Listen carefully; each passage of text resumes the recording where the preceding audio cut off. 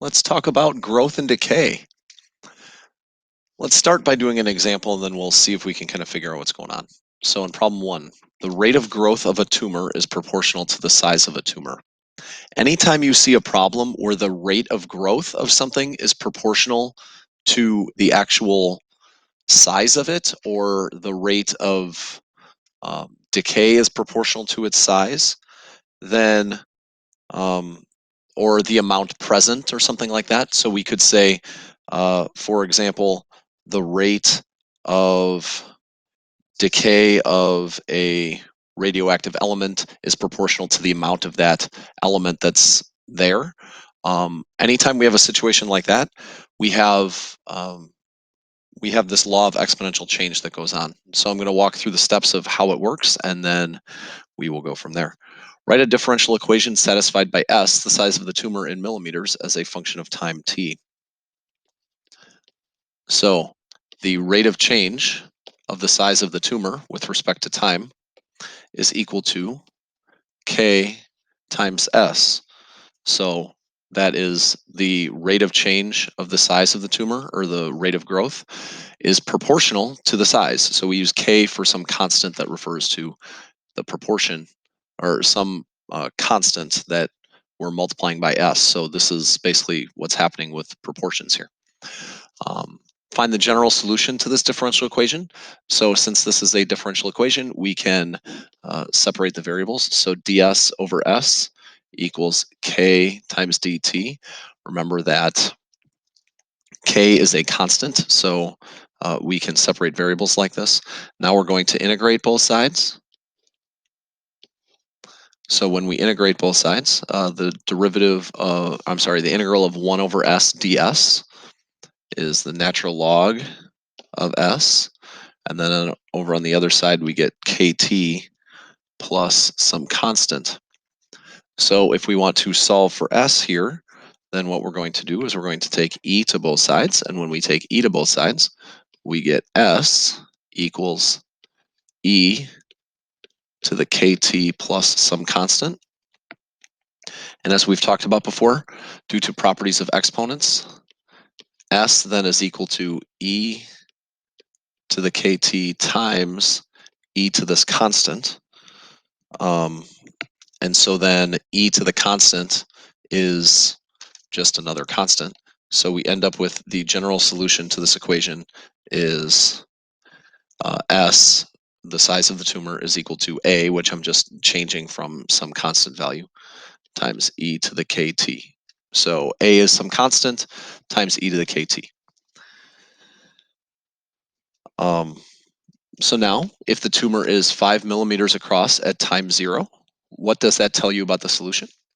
So when we have the size is equal to a times e to the kt, we can substitute 0 in for t and 5 in for the size of the tumor. So we have 5 equals a times e to the k, and then t is 0. So 0 times k is just 0. E to the 0 is 1. So what that tells me is that a is 5. So that constant that's in the front is 5. So that kind of helps us get part of the equation. So we have s equals 5 e to the kt. And now if we also know that the tumor is 8 millimeters across at time 3, what I can do is I can write 8 equals 5 times e to the k times 3. And now I have to solve for k, and that will give me an additional part of the solution.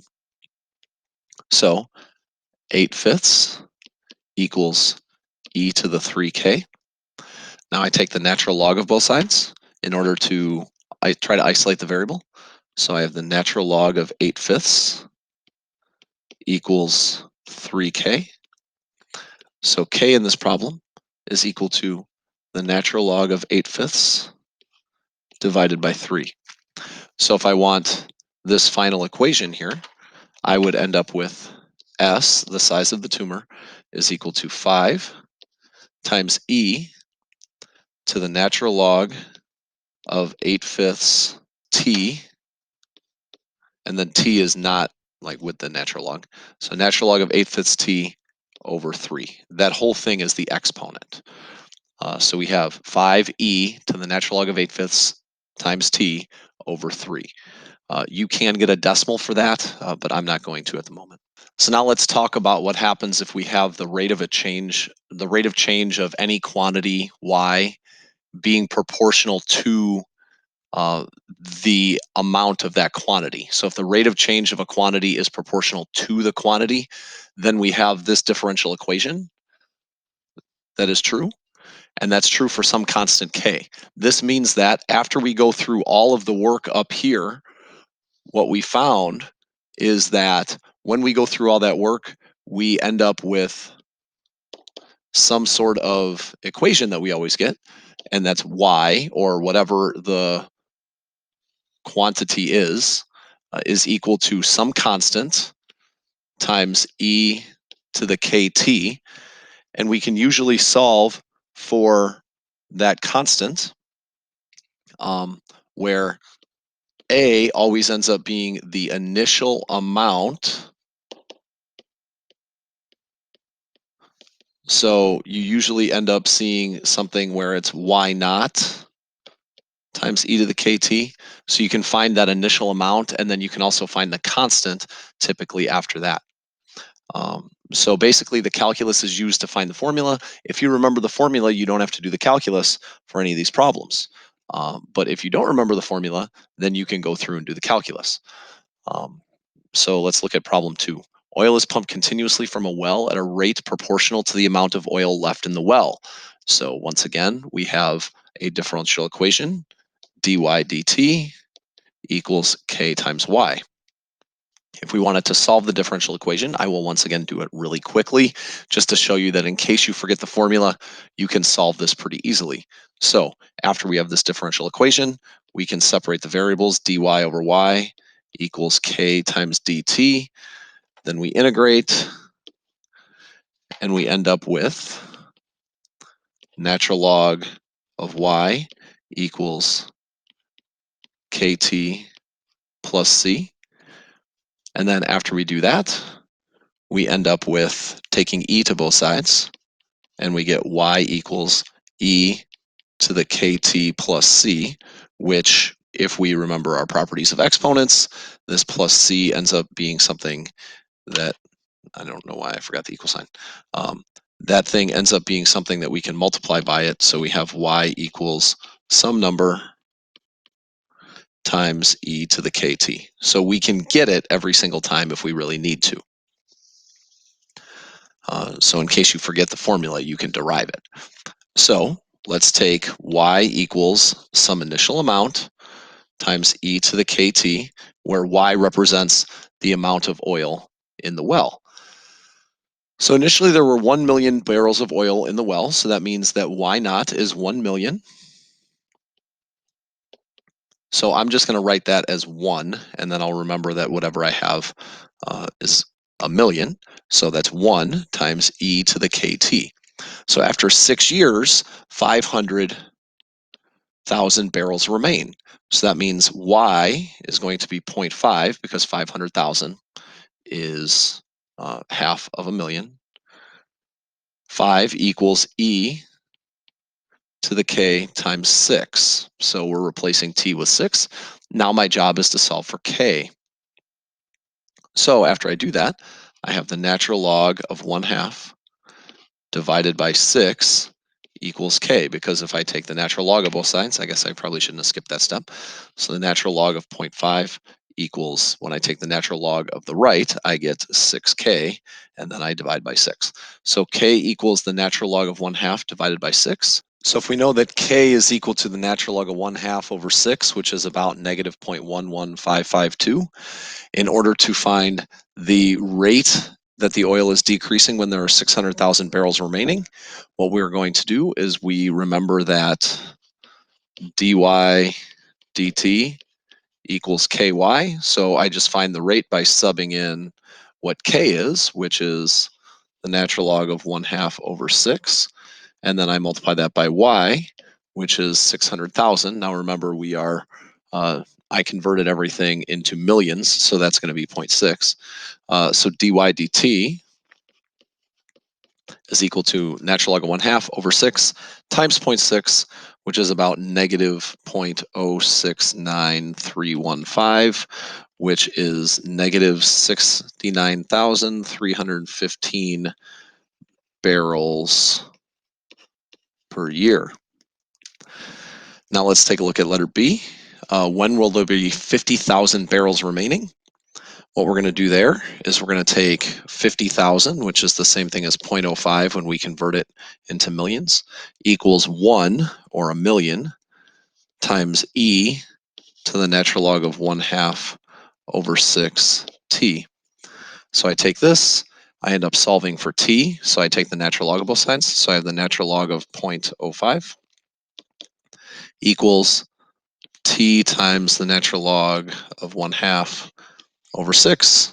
So I multiply by 6 and divide by natural log of 0.5. That's the same thing as having the natural log of 0.05 over the natural log of 1/2 over 6. So I could have it written in a variety of different ways. Make sure if you type things in the calculator, you use parentheses correctly.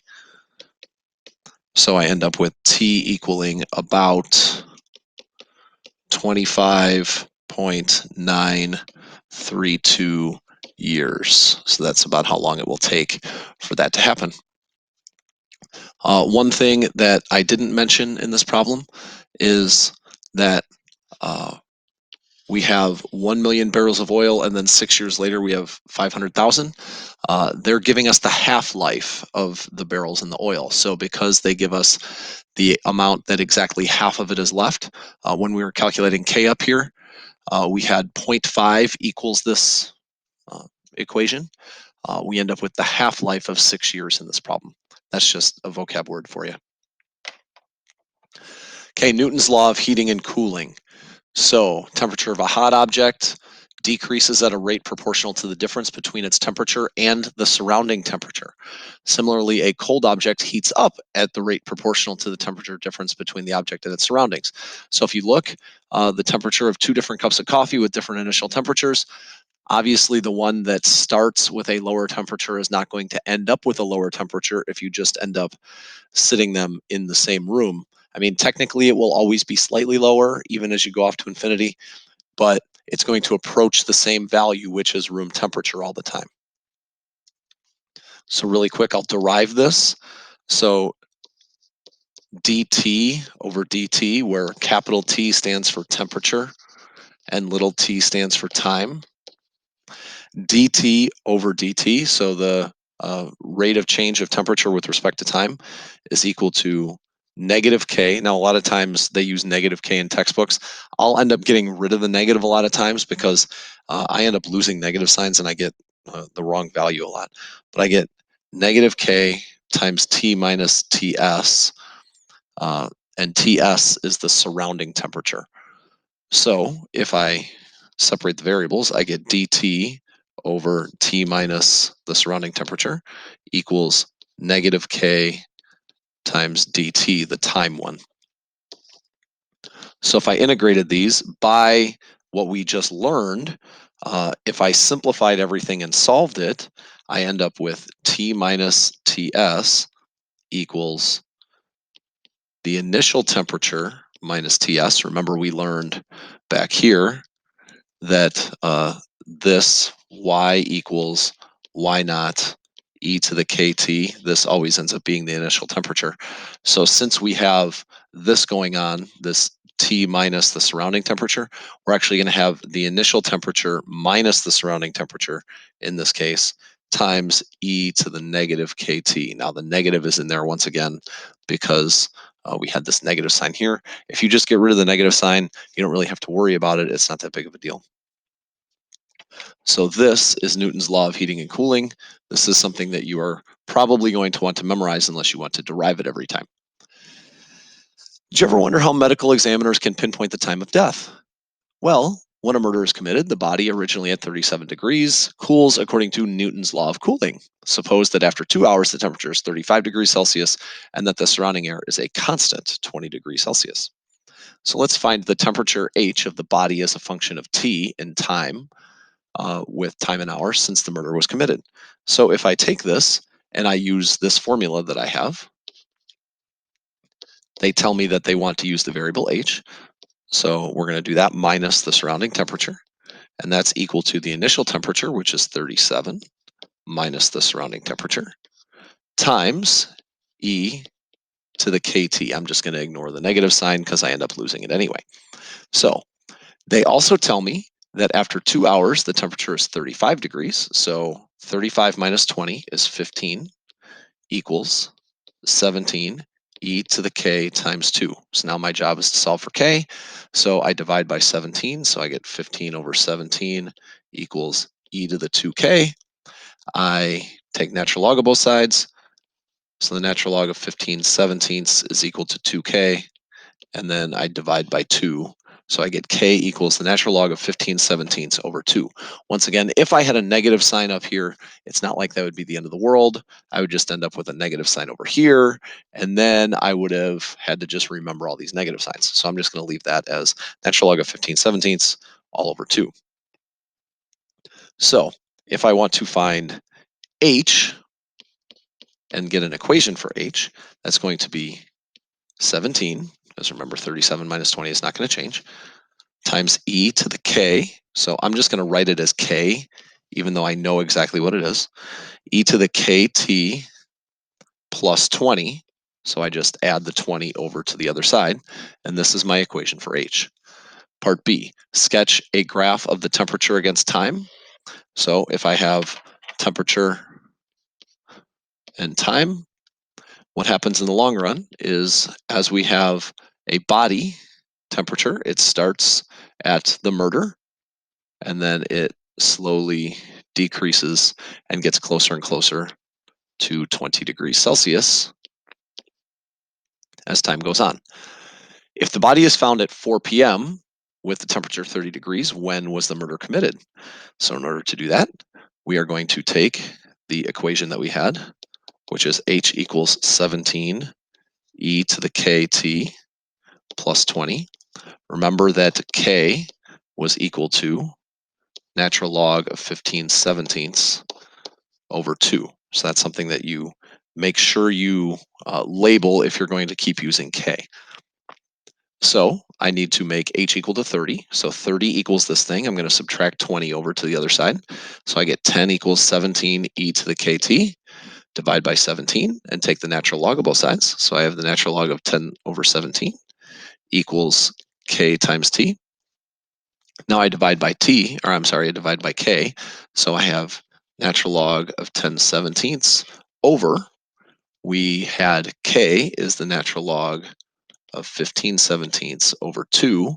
And when I type that in a calculator, I get that to be approximately 8.479 hours. So that means that the murder was committed 8.479 hours before 30 degrees, or before when the body was 30 degrees. And that puts us at around 7:32 a.m. if you do the subtraction. All right, a couple more problems real quick. It's just another couple law of heating and cooling problems. The roast taken from the fridge where it's 40 degrees is put in a 350 degree oven. So I have T minus my surrounding temperature, which is 350, equals my initial temperature, which is 40, minus my surrounding temperature, which is 350, times e to the kt. So if I end up knowing that after an hour it is 90 degrees, I can put 90 in here for t and 1 in for small t. And so I end up with negative 260 equals negative 310 e to the k times 1. So now I basically just solve for k. I divide by negative 310. Then I take the natural log of both sides. So I get natural log of 26/30 over 31 equals k. That's my k. So now my objective is to find out the total time the roast should be in the oven for the temperature to get to 140. So I get 140 minus 350 equals negative 310, which is never going to change since I had 40 as my initial temperature and 350 as my surrounding temperature, times e to the k. Remember, we know what k is, so that's the natural log of 26 over 31 times t. So I end up with negative 210 equals negative 310 e to that stuff. So I divide by negative 310 and I get 21 over 31 equals e to the kt. I'm just going to write it as k for the interest of time. Now I take the natural log of both sides. So I have kt equals the natural log of 21 over 31. So I divide both sides by k, and I end up with a final answer of natural log of 21 over 31 divided by the natural log of 26 over 31, which of course was my k. And this ends up being about 2.214 hours. So that's how long the roast should have been in the oven. What if the roast is just placed in a room temperature room instead, so about 68 degrees Fahrenheit? T minus 68 equals 40 minus 68 e to the kt. So I end up with this always being negative 28. So they tell me that it's 48 degrees 1 hour later. So that means this is negative 20. So when I divide by 28 and take the natural log of both sides, remember that when I sub in t equals 48, big T equals 48, I had little t equals 1. So I divide and I end up with the natural log of 20 over 28, which you could simplify to 10 over 14, which you could also simplify to 5 over 7, but that's not important.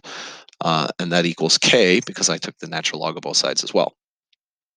Now, I move over and I finish the problem. So t minus 68 equals negative 28 e to the k. So k is natural log of 5/7 times t. We know that we're trying to find the temperature after 3 hours. So I have t equals negative 28 e to the 3 times natural log of 5/7 plus 68. And that's just simply a calculator question. So I end up with 57.796 degrees Fahrenheit. One thing that I should notice is that this answer should never, ever, ever, ever be above 68 degrees because my temperature with respect to time is going to start at 40 and slowly get up, but it will never get higher than 68. And that is growth and decay and Newton's laws of heating and cooling.